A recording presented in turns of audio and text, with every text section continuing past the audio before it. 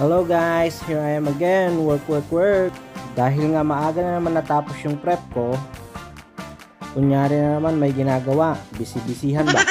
Open cabinet dito, read dito, inom tubig dito dyan.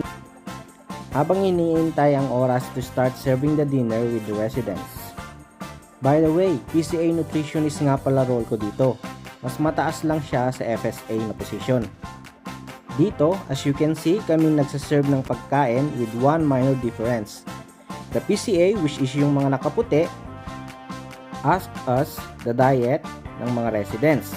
Yes, as long as about food of the residents, kami dapat ang nakakaalam if allergic sila ganito, soft bite or puree, or even minced moist si lola at lolo. Or ayaw ni grandma ng toast or soup ni lolo. Ganon. Power, di ba? In short, mga PCA dito, alagad ko sila. Joke lang, syempre teamwork kami dito.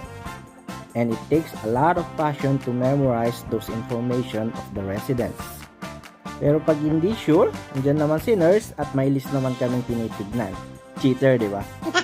So we started the right side to serve. First, soup and then the main meals, which is lasagna, baby. Siyempre, kailangan masustansya. It's vegetarian lasagna with potato leek soup. So, ito nga. Next na is left.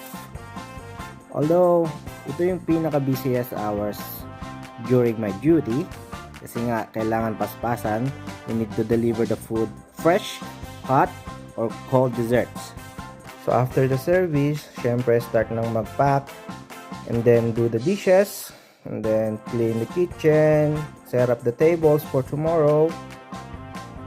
And after that, the day has done.